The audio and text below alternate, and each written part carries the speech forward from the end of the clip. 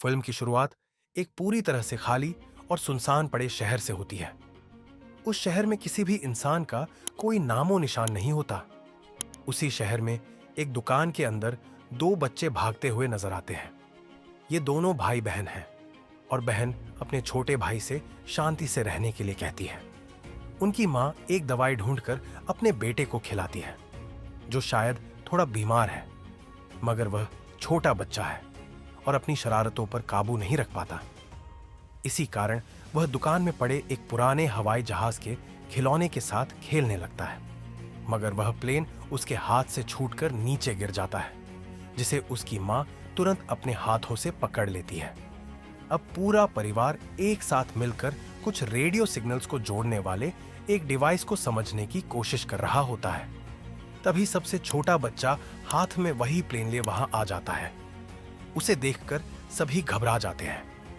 उसके पिता उससे प्लेन लेकर उसकी बैटरियां निकाल देते हैं और उसे समझाते हैं कि यह प्लेन उनके लिए खतरनाक हो सकता है। जब सब लोग उस दुकान से अपने घर की ओर जा रहे होते हैं, तभी उस लड़के की बहन उसे वह प्लेन दे देती है, लेकिन उसमें बैटरी नहीं होती। वहीं वह छोटा बच्चा बिना किसी को बताए प्लेन के साथ साथ बैटरियां भी अपने साथ रख लेता है। वे लोग जरा भी आवाज नहीं करना चाहते थे, इसलिए अपने आने जाने वाले रास्ते में बालू और रेत फैला रखी थी। कुछ देर में वे जंगल में एक पुल के पास पहुंच जाते हैं। वह छोटा लड़का सबसे पीछे होता है और इसी बात का फायदा उठाकर वह प्लेन में बैटरी लगाकर उसे चालू कर देता है। प्लेन की आवाज सुनकर सब सन्न रह जाते हैं, लेकिन उस बच्चे का पिता बिना कोई आवाज किए उसे बचाने के लिए दौड़ता है। पर इससे पहले कि वह अपने बच्चे को बचा पाता, एक एलियन उसे उठा ले जाता है और मार देता है। यही हमें पहली बार उस एलियन की झलक देखने को मिलती है, जो किसी भी तरह की आवाज करने पर इंसान को मार देता है। अब पूरी धरती पर बस कुछ ही लोग बचे हैं।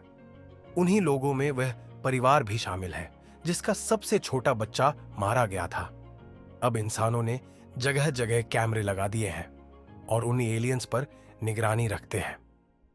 इंसानों को पता चलता है कि एलियंस को बिल्कुल भी दिखाई नहीं देता, लेकिन वे बहुत हल्की आवाज भी सुन लेते हैं। वो फादर ली अपने कमरे में रेडियो सिग्नल्स की मदद से दूसरों से संपर्क करने की कोशिश करता है, लेकिन उसका संपर्क नहीं हो पाता। इसी बीच पता चलता है कि ली की पत्नी एवलिन गर्भवती है और जल्द ही मां बनने वाली है। एवलिन अपने कमरे में हर वो इंतजाम करती है जिससे बच्चे के रोने पर उसे एलियंस से बचाया जा सके। शाम को जब ली आग जलाकर बैठा होता है, तभी उसकी नजर दूर जलती हुई रोशनी पर पड़ती है, जो आग की तरह दिखती है। यह संकेत होता है उन इंसानों का जो अब तक एलियंस से बचकर जिंदा है। सभी लोग रात का खाना खाते हैं और इसके बाद बच्चे डाइस गेम खेलने लगते हैं। गेम खेलते समय गलती से बच्चे के हाथ से लैंप गिर जाता है और टूट जाता है, जिससे आग लग जाती है। लेकिन ली तुरंत वहां पहुंचकर आग बुझा देता है। ली ने अपनी बेटी रेगन के लिए एक हियरिंग मशीन बनाई होती है, जिससे उसकी सुनने की क्षमता बढ़ सके, क्योंकि रेगन बाहरी होती है। लेकिन रेगन मशीन लेने से इनकार कर देती है। इस पर ली मशीन उसके हाथ में रखकर उससे अनुरोध करता है कि वह इसे अपने पास रखे। एक दिन ली नदी किनारे मछली पकड़ने जा रहा होता है और वह मार्कस को भी अपने साथ चलने के लिए कहता है। मार्कस एलियंस के डर से जाने से मना कर देता है, लेकिन उसकी मां एवलिन उसे समझाती और प्रेरित करती है, जिससे वह जाने के लिए तैयार हो जाता है।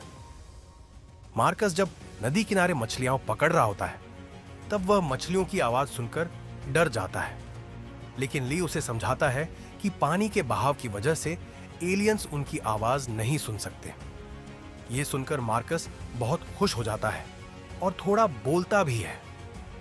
जब ली और मार्कस मछलियां पकड़कर वापस लौट रहे होते हैं, तो उन्हें रास्ते में एक बुजुर्ग आदमी दिखता है, जो अपनी मरी हुई पत्नी की लाश के पास खड़ा होता है। ली उसे चुप रहने का इशारा करता है, लेकिन वह आदमी जोर से चिल्ला देता है। एलियंस उसकी आवाज सुनकर आ जाते हैं और उसे मार देते हैं।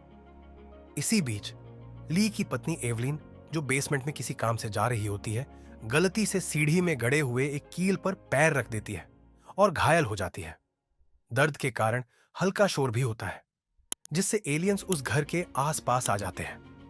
एवलिन तुरंत लाल लाइट्स जला देती है, जिसे ली दूर से देख लेता है और दौड़कर घर आता है। वह मार्कस को कुछ पटाखे जलाने के लिए देता है ताकि एलियंस का ध्यान भटक सके। यह तरीका काम कर जाता है और एवलिन पटाखों के शोर में अपने बच्चे को जन्म देती है।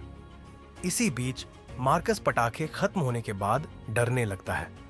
दूसरी ओर रेगन भी दूर से पटाखों को देखकर घर की तरफ भागती है। रास्ते में उसे मार्कस की गिरी हुई टॉर्च मिलती है। तभी एक एलियन रेगन के ठीक पीछे आकर खड़ा हो जाता है। पर तभी रीगन की ईयर मशीन में एक से एक फ्रीक्वेंसी निकलती है जो उस एलियन से बर्दाश्त नहीं होती और वह वहां से भाग जाता है। एवेलिन को बच्चों की चिंता होती है और वह ली से कहती है कि वह उन्हें ढूंढने जाए। जब ली बच्चों को खोजने के लिए बाहर जाता है, तभी घर में एलियन आ जाते हैं और एवेलिन और उसके बच्चे की ओर बढ़ने लगते हैं। लेकिन उसी समय पानी बह रहा होता है और पानी की आवाज के कारण एवेलिन और उसका बच्चा बच जाते हैं। इस बीच मार्कस और रीगन एक मुसीबत में फंस जाते हैं क्योंकि एलियन टावर पर उनके पास पहुंच जाता है। वे खुद को फंसा हुआ महसूस करते हैं, लेकिन तभी रीगन की ईयर मशीन की फ्रीक्वेंसी फिर से उस एलियन से बर्दाश्त नहीं होती और वह वहां से भाग जाता है। लेकिन खतरा अब भी टला नहीं होता।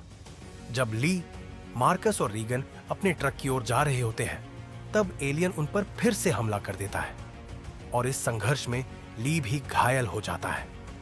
मार्कस यह सब देखकर जोर से चिल्लाता है, जिससे एलियन उनके ट्रक की ओर बढ़ने लगता है। लेकिन ली उठकर इशारों में रीगन को बताता है कि वह उससे कितना प्यार करता है और फिर जोर से चिल्ला देता है। इस बीच मार्कस जल्दी से ट्रक का ब्रेक हटा देता है, जिससे ट्रक घर की ओर बढ़ जाता है। अब ली मर चुका होता है। सिर्फ रीगन, मार्कस, एवेलिन और उसका नवजात शिशु ही बचे होते हैं। पर खतरा अभी अभी उनके घर के पास ही होता है। सभी को लगता है कि आज उनका आखिरी दिन है। लेकिन जैसे ही एलियन उनके करीब आता है, रेगन की ईयर मशीन से एक फ्रीक्वेंसी निकलती है, जिससे एलियन वही पागल सा हो जाता है। कुछ देर बाद वह बेहोश हो जाता है। लेकिन जब एलियन फिर से होश में आकर उन पर हमला करता है, तब एवलिन उसे बंदूक से शूट कर देती है और वहीं ढेर कर देती है। बंदूक की आवाज सुनकर 2 और एलियन उनकी तरफ बढ़ने लगते हैं। यह देख एवलिन फ्रीक्वेंसी को और तेज कर देती है और खुद भी बंदूक को रीलोड करके तैयार हो जाती है। इसी के साथ दोस्तों, भाग 1 यहीं खत्म होता है।